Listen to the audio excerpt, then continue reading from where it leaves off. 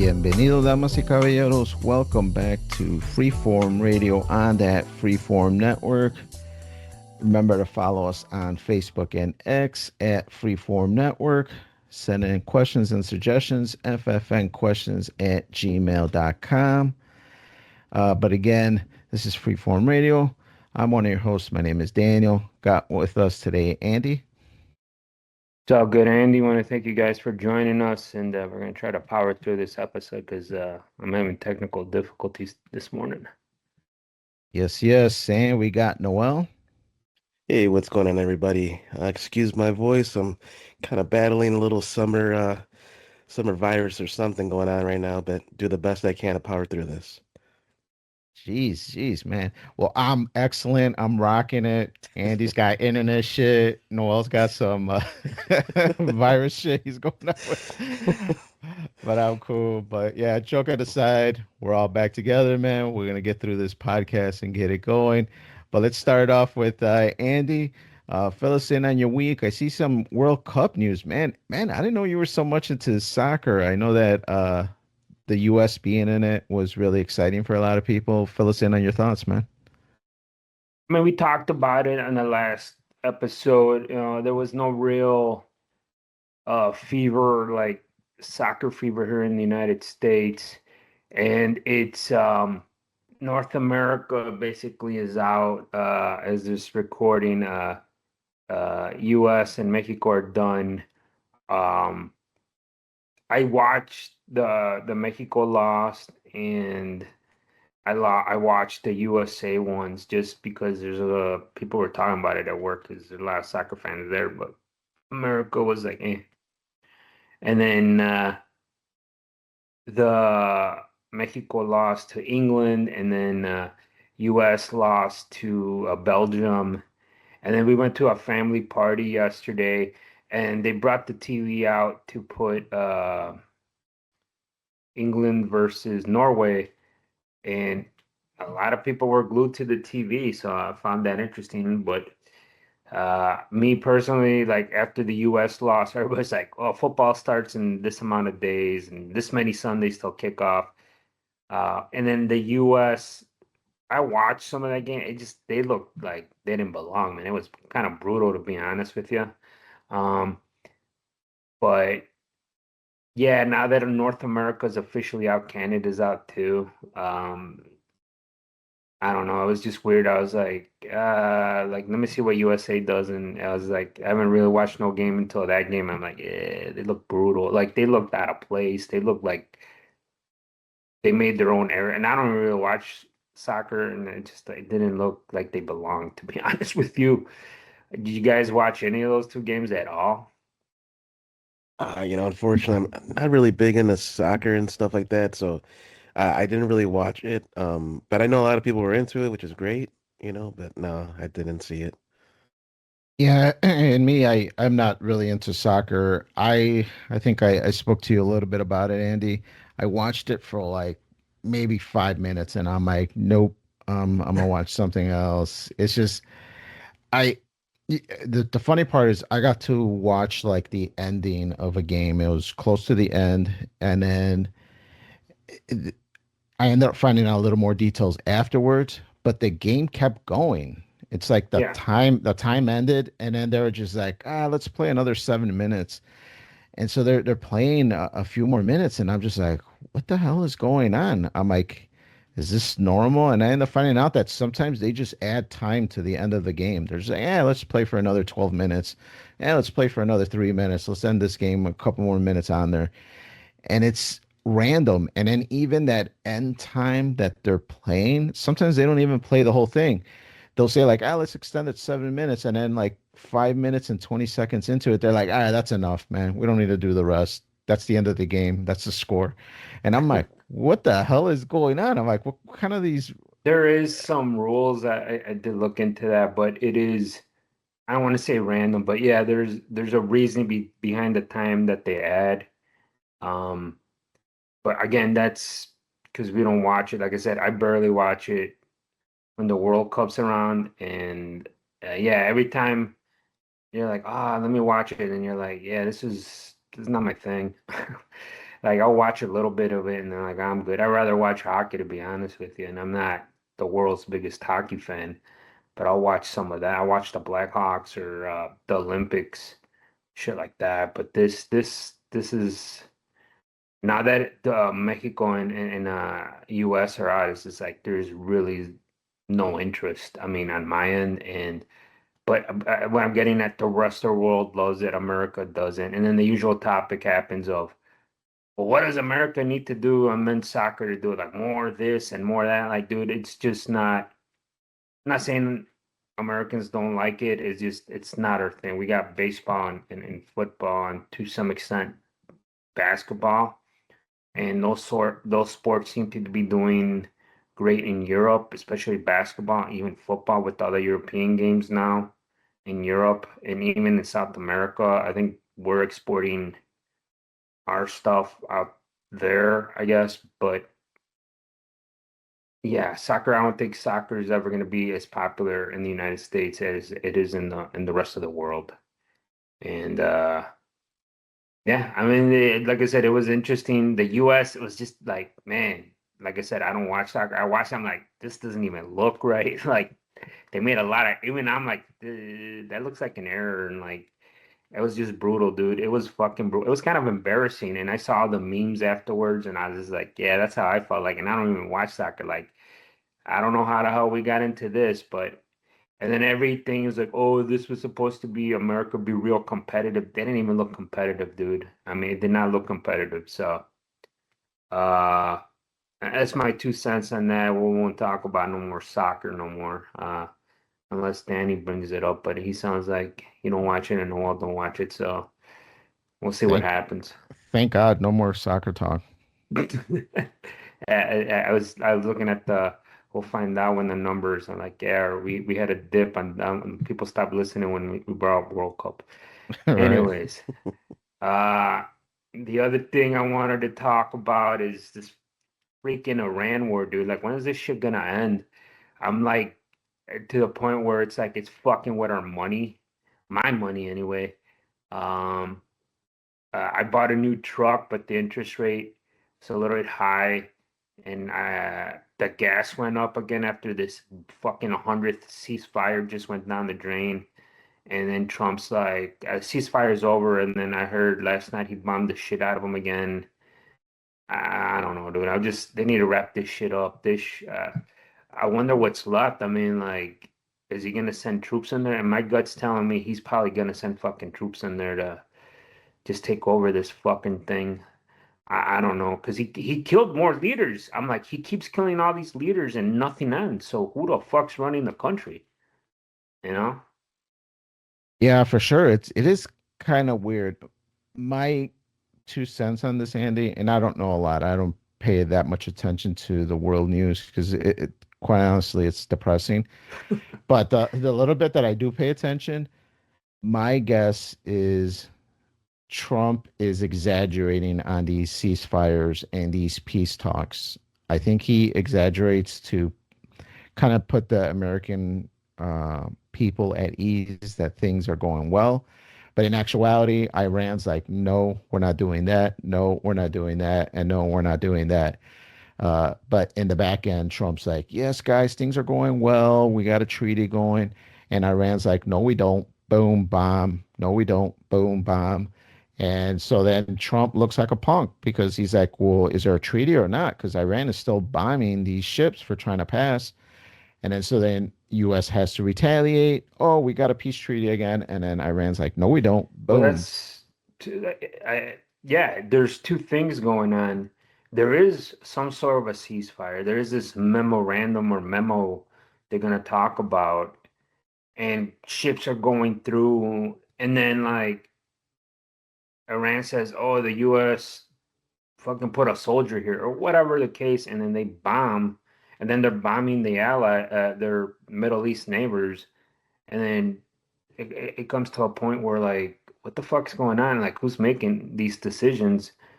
And I don't know that whole thing lately. There was this NATO summit, and Trump went to visit the guy in charge in Turkey, and they gave him this big welcome. and there's like talks that Turkey is gonna do something to Iran, and Iraq's doing some shit because they've been at war on and off forever. So there's some shit building up, and I think there's gonna be troops, and then yeah, it's this shit. I thought he wrapped it. I don't know. I don't know what to believe, Iran or Trump, but there has to be some truth that they have some form of agreement. It's just the details. And then the mullahs who are in charge, they're Trump, just like, nah, fuck this. Let's just start throwing fucking missiles. Because to me, they're holding their money up, the rands, the sanctions, and they keep killing all the leaders. All these people reported. So I don't know what the hell, or I mean, there's other reports saying there's two people, there's two form of people who are the reasonable ones, and then the people in charge, like the mullahs and the guard, and they're like, "What? We're close to a deal or something." Like, no, we can't let this happen because we're gonna look weak. Because then if that happens, they have a revolution and those people get thrown out. I don't know, dude. It is just fucking weird. Every time there's fucking missiles explode, I just know that prices go up. It was literally under $4. Now it's over $4. And I'm like, and I'm not talking about like a nickel here. I'm talking about like 10 to 15, 20 cents. So that really impacts uh people going to work and all this other crap. So I don't know. I'm just like, I'm fucking done. I'm like, it comes to a point like, what are we doing here? Now you're, as you say in poker, you're pot committed here. So now you gotta fucking win and win at all costs. I like the words he used, unconditional surrender.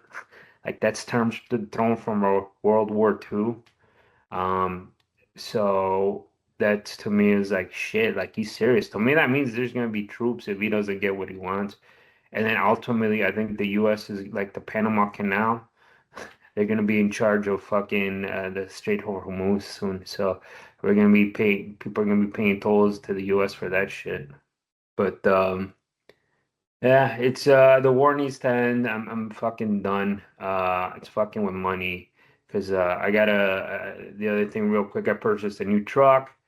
Uh, I just upgraded from my old truck to the new truck, and then we got pre-approved some interest to see where the interest was, and I haven't bought a new vehicle in like fucking 10 plus years, so to see all the back and forth in the with the banks and all that. And I was like, this shit's expensive. Vehicles are more expensive, and it is to a point where I'm just like, what the fuck, man? Like, and I keep blaming. I keep going back to the this Iran war because everybody's uneasy about it, you know. And I wish Trump could just say like it's over, like he did with the beef prices. Like I instructed Walmart to lower cost, and now he's going after the oil people to lower the cost on gas. Yeah, that was like the recent thing the other day when I was at the gym on the news that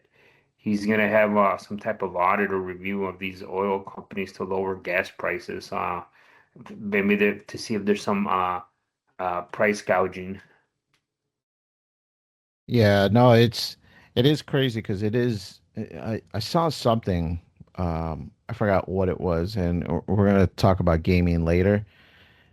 But yeah, the PlayStation 3, which was a humongous cost, it was like $600 when it launched. They're saying that if the PlayStation 6 releases at $1,000, with inflation, that's about the same. So if people had an issue with $600 for PlayStation 3, $1,000 is about the same. So yeah, inflation is it's real, man, and it's crazy. Like I said, my truck that I bought this year, it's a used one. It's a 2024. The truck I had that was before that was a 2012. It's the same brand, same model. It's just a newer version. And I paid in 10 years $15,000 more than what I paid for it back in 2016. So I was thinking like, fuck. Like, there's always inflation and things go up, but th that was to me it was I was like, that's a big fucking markup, and to just put things in perspective, as you get older. But that's all I got for this week. I'm gonna switch it over to Noel. It says here, watched Red Sun Rising. To me, it sounds like an 80s movie, or what is that, a movie or a show? Yeah, yeah, it's a movie. Came out in the 90s actually. Ah, Don the Dragon Wilson's the main yeah. actor in it. So yeah, if anybody who knows kickboxing and stuff like that, Don the Dragon Wilson's, famous kickboxer turned actor. Um, Better kickboxer than actor, but nonetheless, it was a cool movie to watch. I remember this as a kid. I think I was like 6, 7 years old, and I don't know, for whatever reason, I was like super into martial arts at the time, and I liked this movie. And so years later, this is already 30 plus years later, I decided to watch it again, and it was good. It was funny. It is listed as a dark comedy, kung fu action movie, and the actors in it, pretty decent actors. Got Michael Ironside. He's been in Scanners. He was in the one with Arnold Schwarzenegger, the one where they're in Mars. Um, he's been in a few movies. Mako's from Conan the Barbarian. He's been in other movies too. It's got the dude from Karate Kid #2, and also from Cobra Kai. He reprised his role.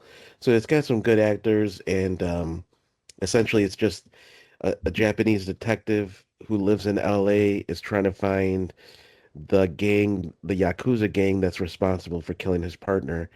It's got a little bit of cheesiness to it. It's got decent action to it as well, and a love interest for him, pretty hot, like blonde chick. Um, and it's an hour 39, so it's not a long watch, but it's pretty cool. It's funny. It's got even a little bit of a supernatural element to it. The whole kung fu stuff where, the pressure points and, making people implode and all sorts of weird stuff. So there's like a little bit of that to it. And you guys ever watched this or heard of this? No, myself, I've never heard of this. I've never even heard of the actor, but I'm not really into the kickboxing scene. And I know you had mentioned even a few martial arts movies a couple episodes ago that I didn't listen to or I haven't seen. So yeah, I'm unfamiliar with this one. Yeah, it's not like a big budget movie or anything. But I think it's one of those that like Afrin had on his DVD player like way back when. And so I just remember watching it as a kid, or maybe VHS. I think it was a VHS. Watching it as a kid, and yeah, it came up recently, and I was like, oh, let me just see what it's all about. Watching it now as an adult, and yeah, it has its moments where it's funny, but it is a serious role too, like a serious movie as well. There's people getting murdered and stuff by this Yakuza gang trying to pretty much make all the other gangs fight against themselves. So it's the LA gang wars, it's the Crips, Bloods versus, the Kings and all that. I don't know if they use the same names. I don't think they use those names necessarily, but it's essentially kind of like a GTA San Andreas type of thing where they have their colors and they're fighting, other gangs for their block. And anyway, this Yakuza gang is trying to get everybody to fight each other, and they're like assassinating certain people to make it seem like the other gang is doing it, but really it's the Yakuza. They're trying to infiltrate the drug trade and all that. So this Don the Dragon Wilson, he's a detective who helps track him down, trying to find this mysterious dude who has this like supernatural ability. He can like stare at a person's eyes and kind of like hypnotize them. He can do this pressure point shit and messes them up. So it was cool to see them fight, see the movie and the action. Very reminiscent of the 90s, the cheesiness, kind of like Best of the Best. It's one of those type of movies. Um, but yeah, I would give it a 6 out of 10. Not great, not bad. It's just one of those that if you're looking for something easy to watch, something funny, and also have your martial arts part of it, yeah, give it a shot. The other thing, Noel, is I'm reading about it. I haven't seen it, but I remember seeing that I would go rent movies on VHS. That's why I'm like, it sounds familiar. But I just read it. It has a Star Trek connection in it from Deep Space Nine's. Is Terry Farrell's in it. She played Dax, and I'm like watching the pictures. I'm like reading a quick review on it and just like, damn, like, yeah, this is straight 90s shit. And then they're like trying to compare it to these other martial arts movies. But yeah, I haven't seen it. I've seen the cover and I saw the guy. I'm like, yeah, I've seen this guy in a lot of straight to VHS, straight to video movies back in the day. Yeah, that was pretty much his range, man. Just Yeah. you know, easy paychecks, but he legitimately had a good kickboxing career. That's mainly where he's known for. And yeah, it's a fun movie again if you just, have an hour and a half to kill and, make some popcorn, just kind of veg out a little bit. Moving on though, I started playing this game that is also from the 90s. I think it actually released either 99 or in 2000, so it's right at the cutoff of the 90s. Released on Dreamcast, and it's called Shenmue 1, or just Shenmue at the time. But now that they're sequels, it's referred to as Shenmue 1. Um, and I remember Afrin having this on Dreamcast way back when, and it was like kind of revolutionary for that time period because this was before PS2 even was out. So the last thing that I had played before this would be like Nintendo 64 games or PS1 games. And this was a leap ahead, like dramatic leap ahead graphically and gameplay wise. Um, there's an open world, there's exploration. The setting is in Japan and in the city, so you're kind of, traveling through this different city streets and the people that you interact with, everybody has their own little like dialogue that they talk with you, and you could ask people questions and investigate, and you're essentially trying to find more information to get revenge on the murder of the main character's father. It starts off where you're this main character named Ryo. His father owns this really nice place at the top of this like hill of the town, and it's really nice. Like if you remember Karate Kid, Mr. Miyagi's place, all like the cool like the bridge and the water and the plants and all that stuff is kind of like that. Imagine that environment, very nice Japanese like aesthetic, and he has a dojo as well. He's like a karate martial artist, and so very renowned. He's like a master, and he taught his son everything he knows. And so anyway, one day these people come trying to look for this very valuable artifact. It's like a mirror, and they call it the dragon mirror. So they try to get this from Ryo's father, and he tries to fight back. He ends up getting killed. They steal the mirror anyway, and then Ryo's just trying to figure out what the heck happened because it was a random day to him, just another day, average day, and all of a sudden everything is upside down, and his life has changed forever. And so he has no idea who those people are. His dad's passed because it's obviously tied to, years ago when his dad was younger and involved in stuff. So you're kind of trying to track down, this gang essentially, and it turns out the gang is from China. It's from Hong Kong.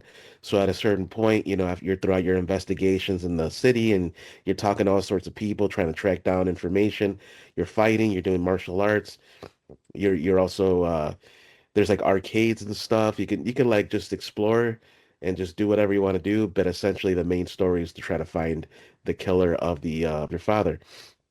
So they find out, and right now I'm towards the end of the game. I'm about to beat it, maybe about another hour or so in it, and I'll finish it. And this part at the end is kind of tedious, a little bit boring to be honest with you. Up until that, there's a little bit of pacing issue, but there is a Shenmue 2 and a Shenmue 3. So I do believe the story continues. It gets better. It gets, the gameplay gets better. Um, for what they did in the 90s or 2000, very good, like really well done. Quality game, 100% recommend it. I'd probably give it a 7 out of 10. The thing that holds it back is the tank controllers, the clunkiness of the combat. You get used to it. You have to practice, but you get used to it.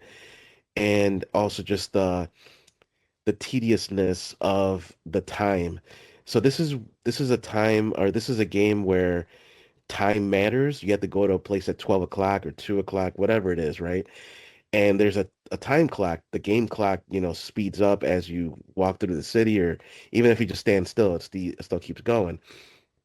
You have to go to sleep, you have to do certain things, so you do have to go back home, and there's just no fast travel. It was too early for that. And there's no way to just pass the time. Now in modern games, you could just hit a button, say, "Hey, sleep for 2 hours," or just pass the time for 2 hours, and then all of a sudden it fast forwards you. If it did that, this game would be much smoother.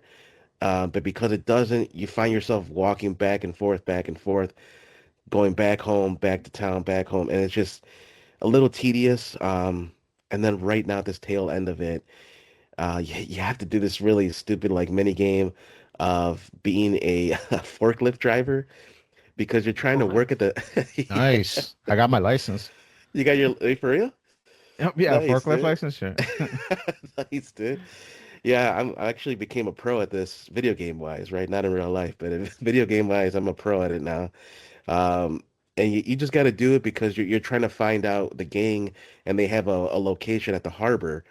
So you get this job to kind of ask people questions and stuff. And anyway, long story short, towards the end of this game. I believe it's going to kind of end in a cliffhanger, but there is a two and three. So, once I get past that, when I start playing two, I'll give you guys an update. But for now, I would say for the time it released, definitely a good game.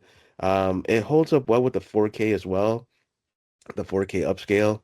But there's a lot of quality of life improvements that it needed, and thankfully now modern games do have that. So Yeah, this is one that always interests me on Dreamcast, but I've seen like the PlayStation port of it, and I don't know, it looks a little too rough. And like you mentioned, I think there's a lot of stuff that we used to put up with in the PlayStation 3 generation that we just don't put up with anymore on the PlayStation 5 generation. So I think I would have to be really attached to the story and a big fan to really dive in and put up with some of the quality of lives that are just not in there. Like you said, like the Resident Evil tank control. yeah, it's a little bit of an adjustment, but it's not my first tank control game, so I got used to it. Um, the story, it's interesting, right? And it's just to uncover the details, you got to really explore a lot and talk to a lot of people. And you're gonna get people that are like, "Oh, don't talk to me right now. Come back later." It's just like, all right, now I got to do like just burn some time and come back at like 4 o'clock or whatever. It's a little tedious, but you know, for what it was at the time, good enough. I would give it a 7 out of 10. I'm looking forward to Shenmue 2, but we'll see how it goes. That pretty much wraps things up for me. It was cool playing Shenmue, especially after Red Sun Rising, and I was a Japanese detective, and now this Japanese martial artist, trying to uncover this gang and going to Hong Kong. Like it's very reminiscent, so it was kind of cool to get that all at the same time. But moving on to you, Daniel. It says here, "Are you a character?" Now, what does that mean? It's Uh, mysterious. oh yeah, I have wrote that because I was listening to this podcast and they were making light of that when you are a podcaster, sometimes you're a character and you're not a truthful person.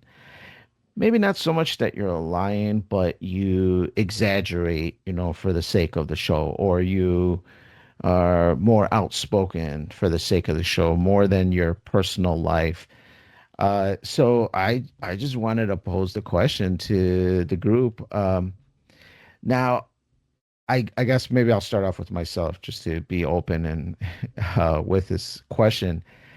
I feel that I am somewhat of a character to the point that I hold and reserve some comments that I know I have opinions on, but maybe are not the popular opinion of the world or maybe of the audience. So I hold back and I'm more selective on what I say. So in that sense, I am somewhat of a character because in a private setting, I might be more open depending on who I'm speaking with. Kind of like if you're at work. Like if you're at work, you hold and say things in a proper way. Uh, eh, Although in the back of your head, you might just be thinking like, nah, we can't do that or whatever the case would be. So I think in some sense, yeah, I am a character. Um, Maybe not exaggerated to a certain extent because I do try to put my values out into this podcast. I do try to put my thoughts and my uh, personal beliefs out there in this podcast. So yeah, just in the sense that I do reserve back some opinions. But I guess opening it up, Andy, do you feel you're a character on a podcast on the podcast, or is this your truthful self? I think it's my truthful self. Well, I know it is. It's just more amped up, I guess. Because I don't know. Like I'm thinking about, like I say stuff, but I know there's things you can't. Like you said, you hold back on some opinions, but generally, I would say like 90% of me is just me a little bit more amped up, and mindful of. You're mindful of. I don't want to use the word restrictions, but I don't know what else to say of some of the stuff because it is for public consumption, and some of the stuff that you can say maybe the certain platforms won't let you upload. So even like on we're on YouTube, but YouTube has its guidelines compared to some other places. So I'm kind of mindful of that. But otherwise, I mean, it's just I don't want to say it's me, but it is amped up a little bit. I'll give you that. And I think some of that is if you're playing like a character, um, uh, I think people would recognize that because you're not being authentic.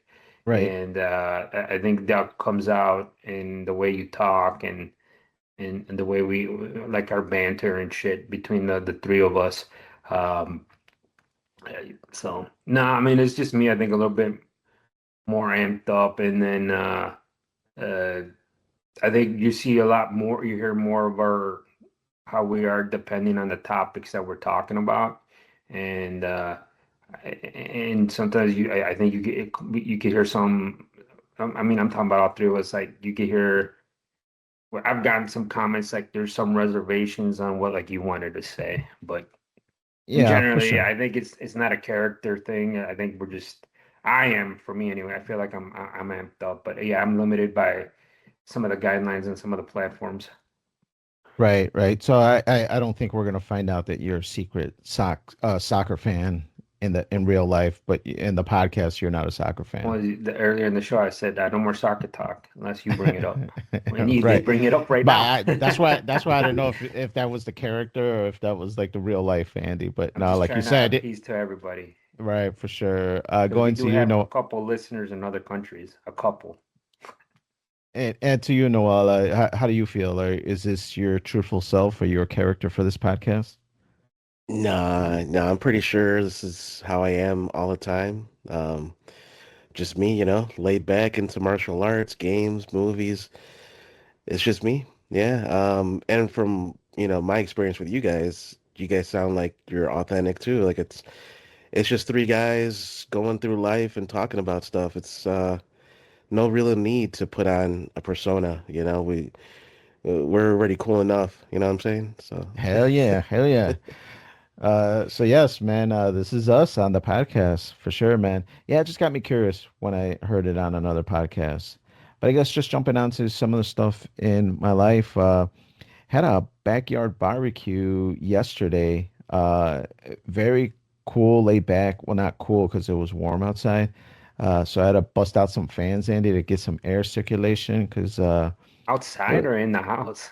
no, outside. So I put some Uh, fans just outside, so just to blow some air around Interesting. by the tables, to give some ventilation or some relief. It would have been cool if I had one of those like Mister wands to kind of throw a little bit of a mist and then put it in front of the fan. That would have been cool.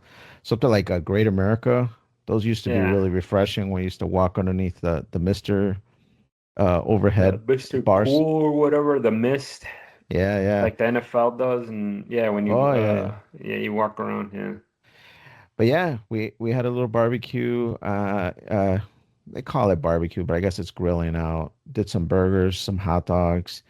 Had some potato salad, and it was a good time, man. But it does definitely remind you. it's a lot of work, especially if you want to make guests comfortable.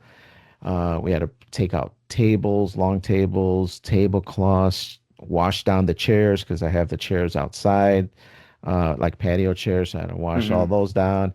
Had to put up canopies, because it was really the sun was out blazing. And somehow I still got a sunburn, even though I'm underneath the canopies. And I just like clean up the deck. I have like a stone deck, so I had to clean all that off because I had some weeds growing in between it. So I'm there weed whacking and shoveling and cutting the grass and for the kids to play in the backyard.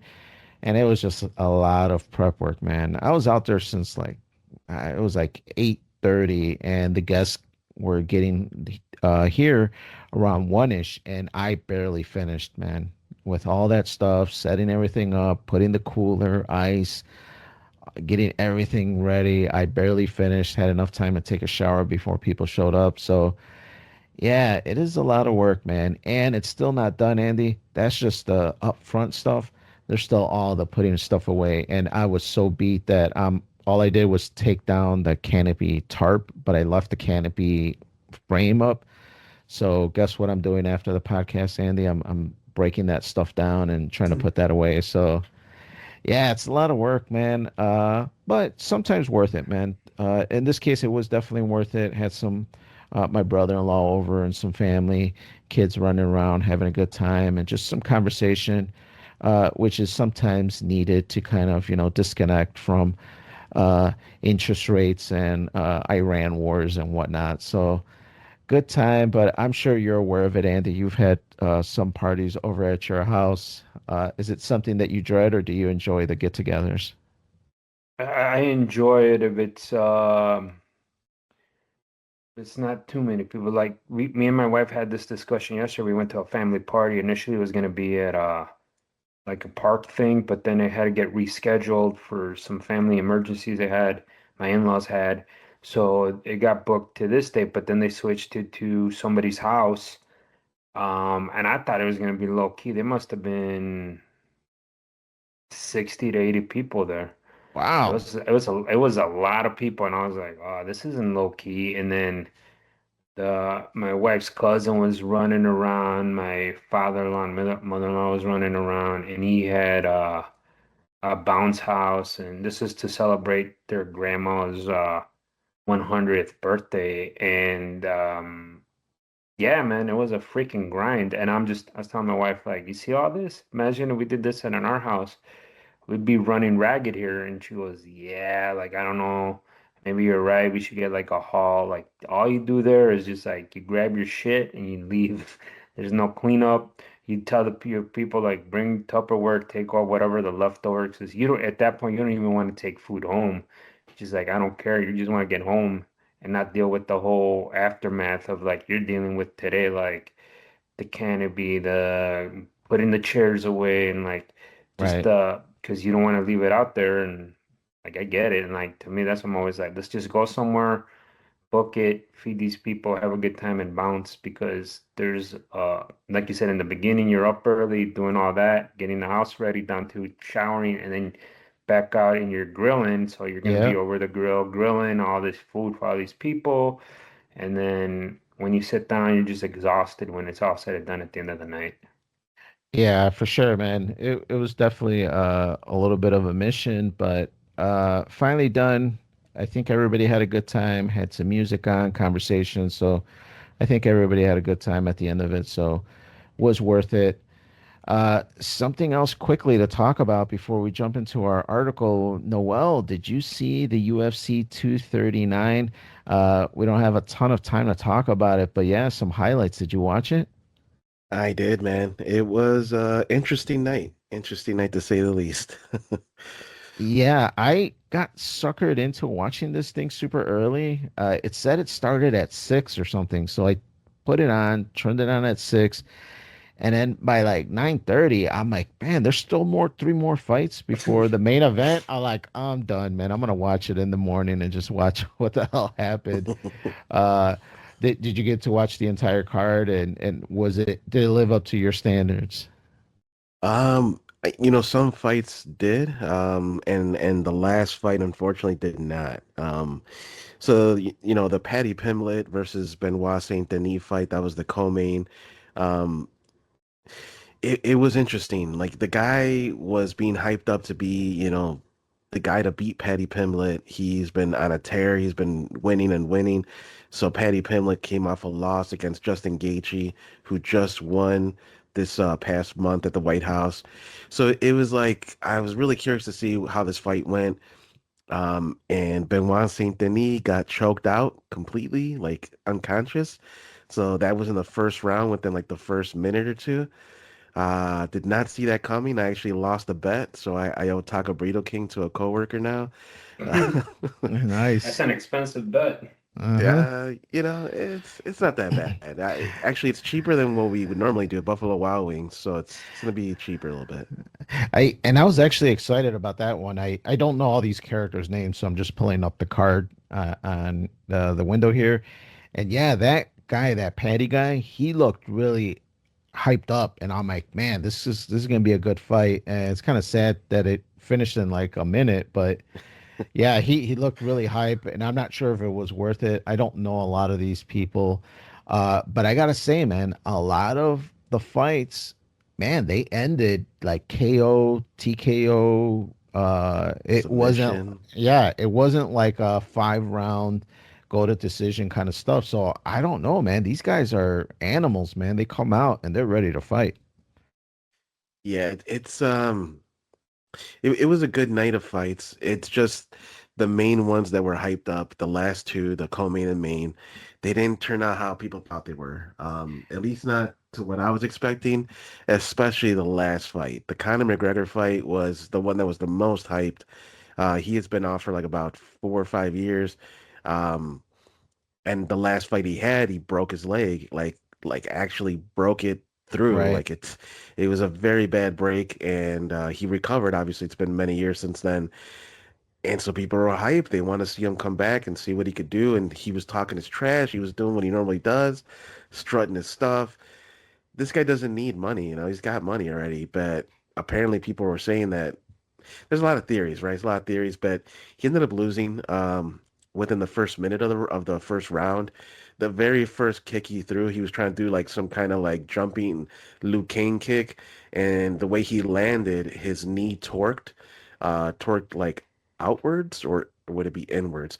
The way he landed all his weight on one knee, definitely did something to it. It probably tore something or sprained something, and he just couldn't, really recover from it. He tried to like plant on it and do through throw punches and stuff, and it just kept slipping, or he kept like just wincing in pain.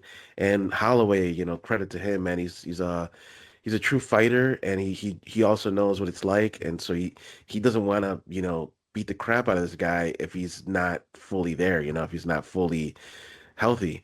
So he's like, yo, stop the fight. This guy can't fight. And he keeps telling the ref, and the ref's looking at him like, gotta fight, keep fighting. So he's fighting, he's hitting them and all that. He's doing some damage. And then he's like, all right, get up, man. Like, let's fight. And McGregor trying to throw a punch.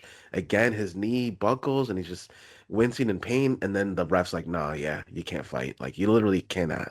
You can't even throw a punch because you can't put your weight on that leg. So they called it off. Really upsetting. Like a lot of people were, bummed out. And then people that bet on Connor, I mean, he technically lost, like it's not a Right. loss like you typically lose, but it's a loss nonetheless. Yeah, yeah, for So sure. some So people are do like, I you bet a house on it. I'm like, dude.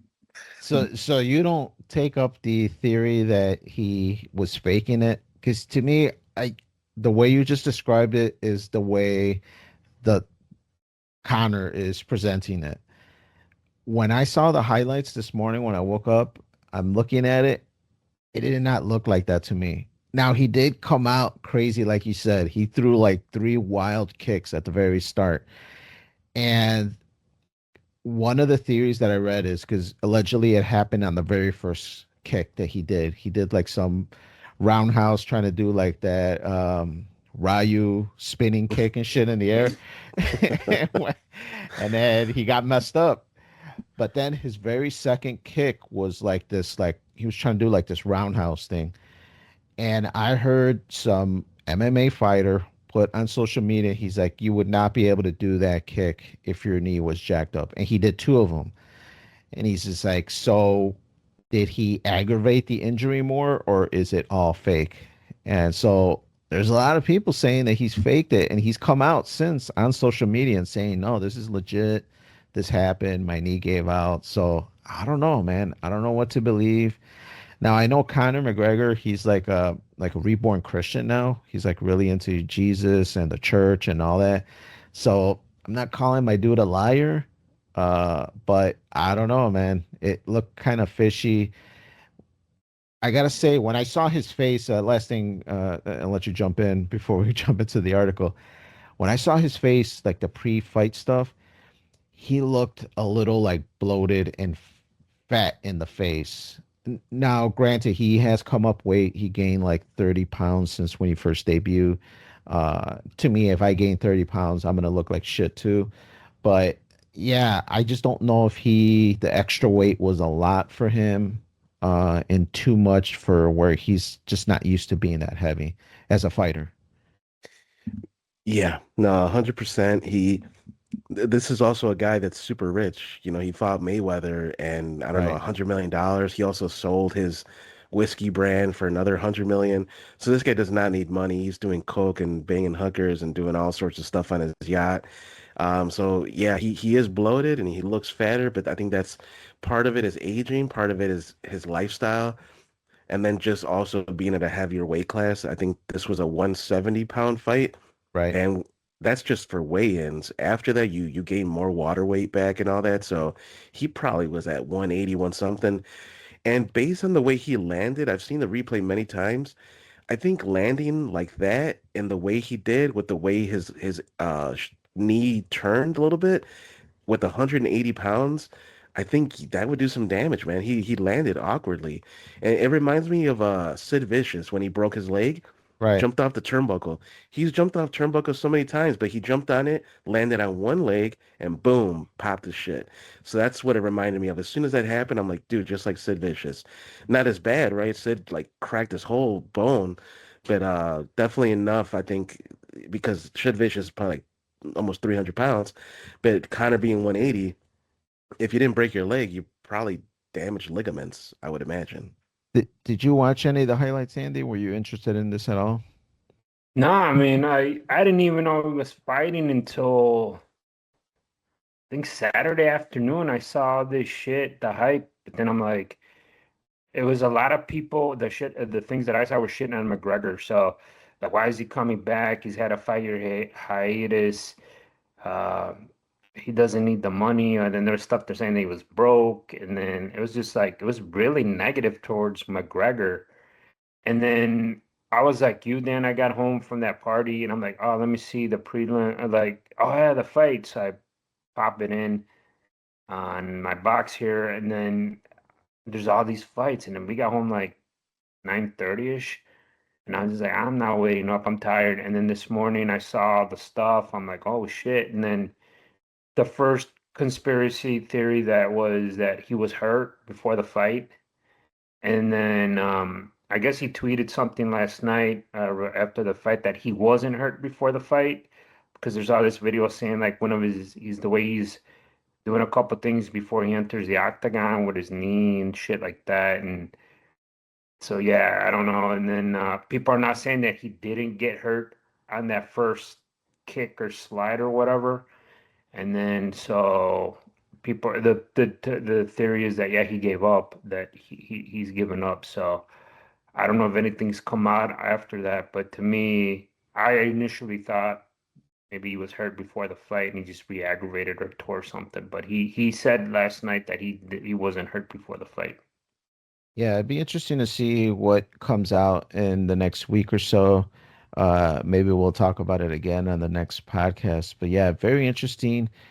I think it's bad luck as well because there's been a lot of disappointing main cards. The Ronda Rousey fight, a lot of people were upset about that. There was the Yeah, that boxing was a fight work. too. There was the boxing fight as well. There was with those two brothers that were social media now. One's in WWE and now the other one's a boxer. A lot of people were upset about that too. So I don't know. I don't know if it's just like bad luck, bad pay-per-views coming up, and people are taking it out on McGregor. But we'll see what comes up in the next few weeks, and maybe we'll discuss it some more on the next podcast. But guys, let's jump into our article of the week. All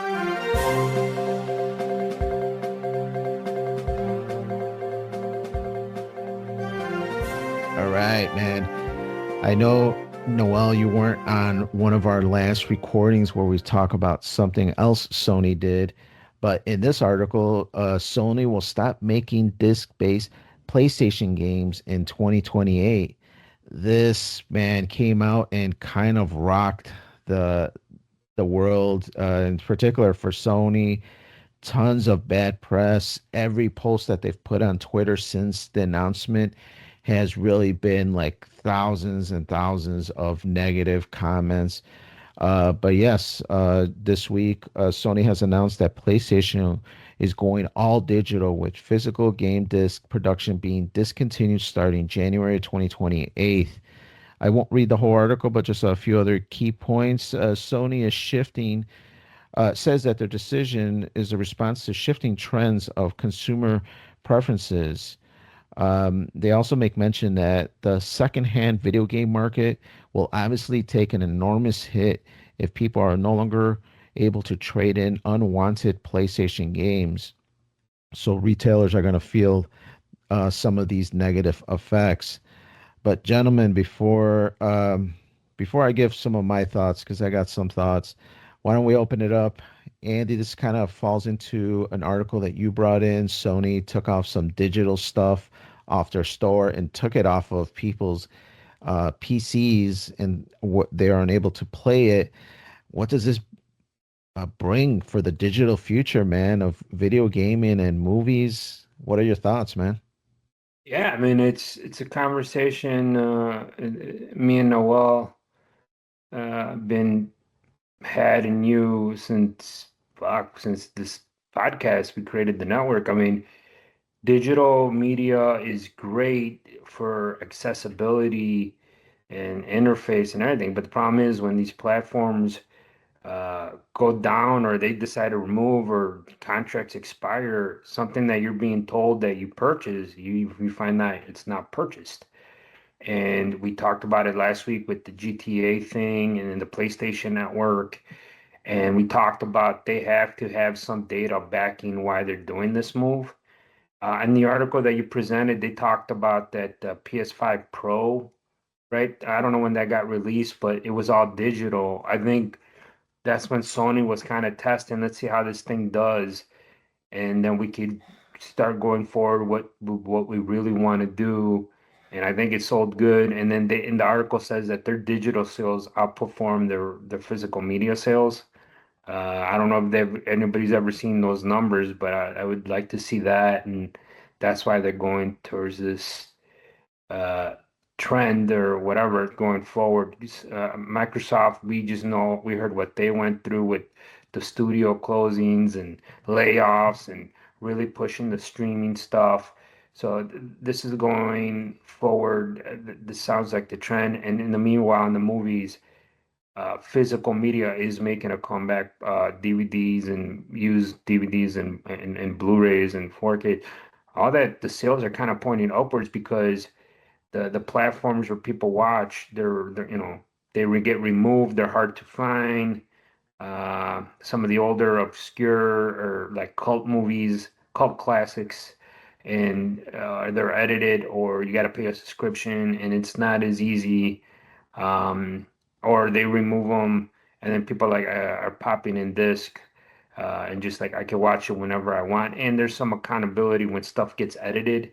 Um, you could see the original if you have a VHS or a DVD, like this is how it's always been. They didn't alter it or change it due to whatever is going on in the current time. So to me, I'm a proponent of physical media, always have, always will be. Um, my goal, like I said, this weekend, the last couple weekends, the last months, I try to watch a Blu-ray or a movie on physical media like DVD or Blu-ray or whatever. That's I try to watch a couple movies on Fridays on those on physical media because just to do it because I got a ton of movies. I got a big library, so I like it. The video game aspect. I see they're shutting down the PlayStation 3 store thing and the Vita. So have you bought purchases games on that? How does that work? Does that transfer over to the other ones, or If I you don't know.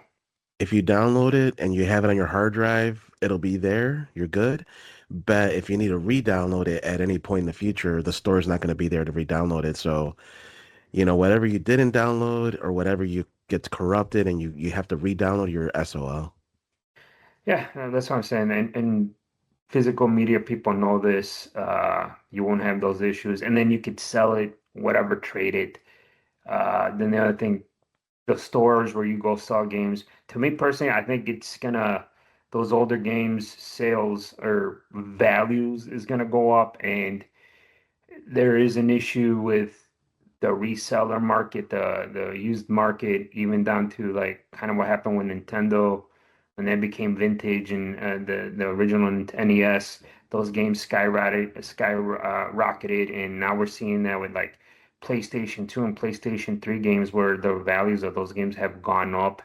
Um, and Nintendo, they're still doing their thing, but I think they're probably going down the same road too. So it's a tough time, man. We'll see what happens. I get it, the digital aspect. I like those features. The problem is you don't have control.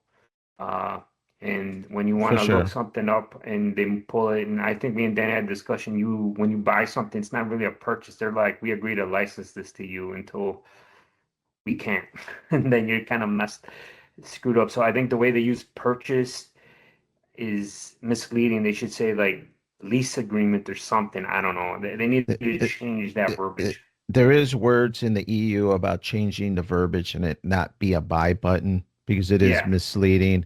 But like Andy mentioned before we throw it to Noel, it is not just a PlayStation thing. It is Xbox, definitely. A lot of leaked documents have said that their next platform is going to be all digital, and Nintendo is definitely in the route to do that as well. So, your thoughts, Noel, on this? Yeah, it is not a good time for, people who are a fan of video games, especially console video games. I would say this is pretty much going to change just the goodwill that PlayStation had built up. It just pretty much destroyed that. A lot of people are very upset with them, and myself included, but I'm not surprised. It's corporations do this. Like they want to maximize profit, and when you have physical media, you have a reseller market, and why would they want to have other people selling their product for cheaper when they could raise the price on digital, and that's the only place you could buy it? Yeah, they have sales here and there, but they could stop that at any time. They could say no more sales. You just pay this price or you don't buy it. And it seems like they don't care. That's another part of it too. They don't care about the people that made them rich, which is, the consumer. They didn't just happen to become rich just like, God given. It was through people using their hard-earned money to buy their product. And so it's like they don't really care about their customer base. Getting rid of options is hardly ever a good thing. You want competition, you want more options. I think the solution now is for people to save up and go to PC. The rumors I'm hearing about PS6 is going to be over $1,000. People are saying 1,400. Not sure how accurate that Shit. is, right? But if that is the case, if that's going to be 1,400 bucks, just save up and buy a PC. Um, People have counter argued saying that places like Steam can do the same thing Sony is doing, but there's never been record of that. Uh, S- Steam has not removed games that are in your library. If you downloaded it and you have it, you own it. It's essentially there and you're able to play it as long as you want. They'll take stuff off their store so you can't buy it anymore. But if you already bought it, they're not going to remove it from you.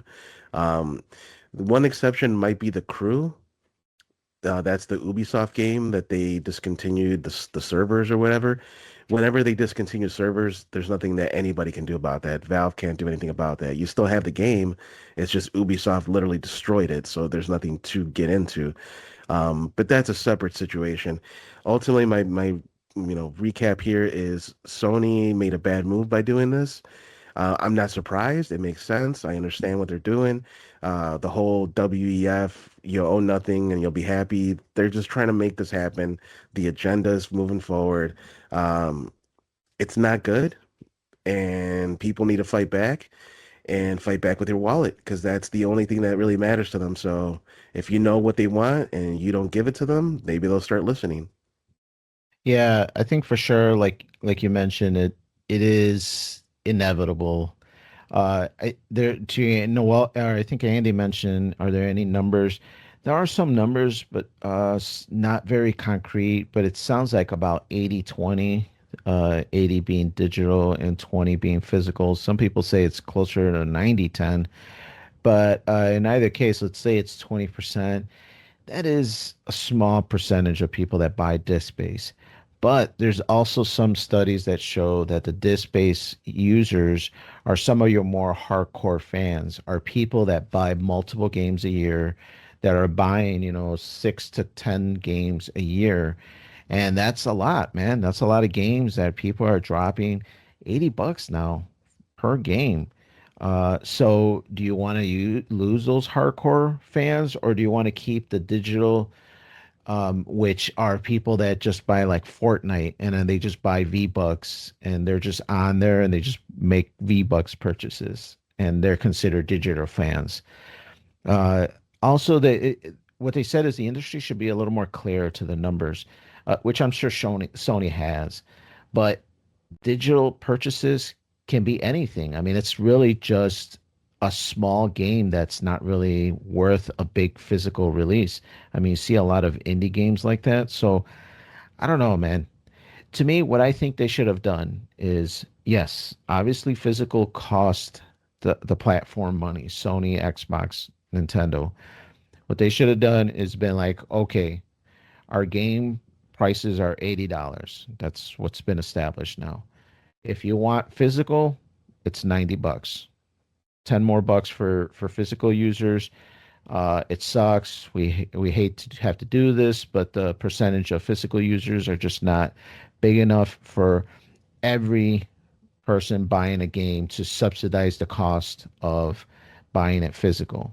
So if you're buying it digital, it doesn't cost us as much. $80, physical 90. And I think this transition would have happened naturally because maybe some people, cheap asses like me, I'd be like, man, I don't want to pay an extra $10 for physical. And I might hold off because the market is going to have less physical. So GameStop is not going to be able to discount the price. So I'm not going to be able to go and buy this thing physically for a cheaper price. I would have to wait for a digital sale. And I think the market would have slowly just moved into that direction by itself. So, yeah, it sucks. I'm a physical consumer of games, not so much movies. I can't recall when was the last movie I bought. Probably the Superman, uh, the reboot before this last one with the hell's that guy's name? Kelly of whatever the hell his that gamer guy. But yeah, What? what the hell is that guy's name? What, the Calvin? Superman one? Kal-El? No, what's the last Superman actor? The last reboot before this The one this with the most recent? dog with Crypto? No, before this last recent one. Caviezel? Is that the guy's name? Caviezel? That doesn't sound right. Henry Cavill? Henry Cavill. Cavill, There, that yeah. that guy. With the mustache? That guy, yeah, the mustache gate. But that was the last physical movie that I bought. And that was a while ago, man. So I'm not a physical movie purchaser. I've I've gone to the convenience of Netflix streaming it, which sucks as well because there's a lot of times I want to watch something and I either don't have the platform or I can't find it anywhere. So definitely something where gaming, I was still holding on, but I think I'm just gonna have to move digital. I know Noel brought up that point about moving over to PCs, but I think even if the console's 1,400, I don't think you could get 1,400 PC that's great and can play games well. Junior's PC, which I bought last Christmas, was 1,400, and when I went to go look at new PCs that are comparable to his, they've jumped up like $600. So you're talking about a $2,000 computer nowadays. And yes, Junior's PC is half decent, okay, but it was nothing out of the ordinary, crazy where I future proofed it for like 10 years. So, yeah, some very tough decisions are coming moving forward. Is this going to cause me maybe not to buy a PlayStation 6 as soon as it launches? Maybe. I mean, it is crazy. A lot of the pricing is getting outrageous. Uh, Not totally Sony, so I want to preface again, it's not totally Sony by himself. It's everybody. They're all on the same page. One more thing, it's on the number. So if they're committed to not having a disk drive for the PlayStation 6, so you got to look at it this, where what they're cutting costs. So this new price range is how much are they saving by making it all digital, and then you're not making disc, or you don't got to pay people to press the disc. So supposedly you're reducing costs, raising pricing.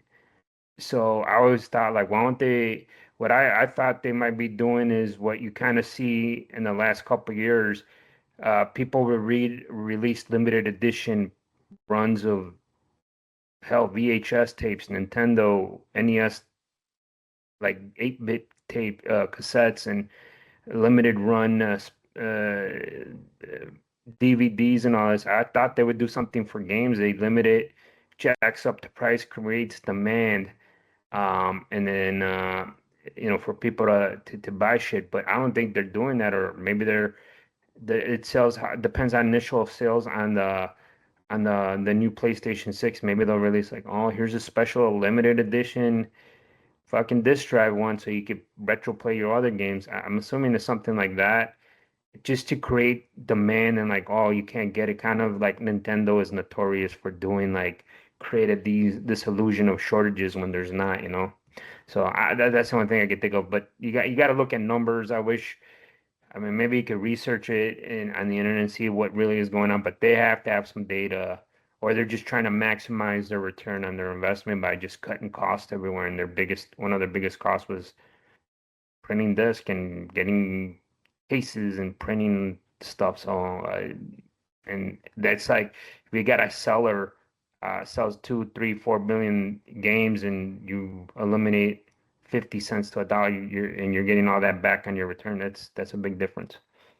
Yeah, I don't think people have to worry about playing disc based on PlayStation 6. There's going to be some kind of external Or an device add-on. to play, Yeah. some kind of add-on that they're going to sell on the side, some external drive. So I think people still be able to play PlayStation 4 and PlayStation 5 games on their 6. But yes, I don't think they're going to have any native games come out for PlayStation 6 disc space because they're projecting that the new system will come out in late 2027, possibly early 2028. So that's probably around the launch time of PlayStation 6. The hope would be, well, actually, no, they probably won't do that either. I was going to say the hope would be that there will be a PS5 version because there's usually cross-gen. There was PS4 games that, released at the same time as PS5 games. So I was hoping maybe there might be two versions, but even if there is, there's not going to be a disc, so there's no need to make the PS5 version. So we'll see, man. I personally don't think I'm going to get a PS6 now. It just doesn't sit well with me that they care this less. They care so little for their customer. Um, they just dropped this bombshell. Supposedly, other divisions within PlayStation, other studios didn't even know about this. So, God of War LaFay, they made an announcement recently, like it will be on disc because like they want to make sure people still buy it. They don't want to be part of the whole backlash. And there's a lot of games that are coming out that they don't even get their proper praise because people are just commenting all this hateful stuff about Sony, and that studio has nothing to do with it. So it's right now, I think there's a lot of backlash. I think it probably will die down eventually, but it doesn't seem good. It's just the beginning of the end, I think, for the gaming consumer to be in a good place with the industry. Right now, it seems like it's even more of a corporation than it was. There was a little bit of goodwill, there was a little bit of like fandom for Sony, and a lot of these like big YouTubers that have been like diehard Sony fanboys are now even speaking out against it. They are very much physical fans. There's a big following for physical. And the numbers, going back to that really quick, the numbers aren't accurate, and it's hard to be accurate because the way they calculate it. So you could buy DLC, and that's going to be digital only, really. I mean, how else are you going Right. to buy it? It's, downloadable content. So that's going to skew the numbers greatly. Like that alone, there, what is it? Assassin's Creed Black Flag had like $80 worth of digital content. So you could buy this game full price, but then you're getting this digital stuff. So yeah, it's gonna skew even more than the game cost the physical one. So it is what it is, man. I'm not surprised. Again, it's a corporation. They do this. That's their whole point, is to make more money. But the goodwill is gone. Thank God there's alternatives. I do recommend to you to save up for a PC. I think that's the way to go. But people are gonna Uh, do what they're gonna do, man. I don't know. But the funny part about PC, and I know we're starting to get long in the tooth here, but it's digital as well. You can't even buy physical. They don't even have PCs don't even come with CD drives anymore. So I know people are threatening to go somewhere else, but Xbox said they're not gonna have a drive on theirs Hmm. because they don't even own Blu-rays. So they hated that they had to give Sony money to even build Blu-ray drives into their systems. Nintendo, everything is cartridge based, and even these last few games, they sell the physical game, but it's a digital code inside the game. You don't even get Hmm. the game in there. And PCs, it's if you go to Steam, everything is digital. So I do get it because what I'll give Steam credit for and what actually does entice me to maybe go that way is that they are always having good sales that give games at a reasonable price. And Sony, on occasion, they have good sales, but in a lot of sense, they were doing studies where the physical game was cheaper than the digital game on the store for PlayStation. So, yeah, once they can control the whole marketplace, because you're going to have no other option to go anywhere else, how much are those prices going to hold, and where you're going to have to pay $80 for a long time, and whenever they deem it's necessary they're going to drop the price. Yeah, it's a scary future for sure, man. And people got to do some thinking and save up, man. Regardless, whichever route you go, PS6, PC, it's going to be expensive. Now, the question is, what's the longevity of it? Can they revoke your games at any time? Yeah. Is Steam able to do that? Technically, they can, but they won't. I've had games for decades, So, yeah, I am not worried about Steam whatsoever. There's also GOG. There's other options. You could buy multiple different Play stores. And if you wanted to burn them on a disc, you could do that. There's ways to do it. There's launchers, and there's YouTube tutorials if you are interested in that. It's actually kind of cool. Um, Somebody set it up in a floppy to make like a launcher. So you put a floppy disk in, and it sets up a launcher within Steam, and it's just for fun, right? It's not the whole game on there, but there's options, is all I'm saying. So if you really do want physical, you could always burn it yourself. But anyway, we'll have to leave this discussion for another time. There's a lot of details on there that we leave unsaid, but we need to wrap things up here for today. I want to thank everybody for joining us on the Freeform Network. And if you're not already, follow us on X at FFR Podcast. And if you have any questions or suggestions, the email for that is ffnquestions@gmail.com. From Freeform Radio, my name is Noel, and we have Daniel. Yes, sir. About to go clean up all my mess from the party yesterday, but yeah, I'd like to thank you all for listening. And we have Andy. It's all good, Andy. I want to thank you guys for listening. And remember to send your questions and suggestions about this article at ffnquestions@gmail.com. Let us know your thoughts on this physical media versus digital, because it's becoming more and more of a hot topic, because a lot of people starting to impact more and more people. And let us know what you guys think at ffnquestions@gmail.com. Most definitely. This digital conversation is a very important one for the consumer. And anyway, we wish you a great night and a beautiful tomorrow.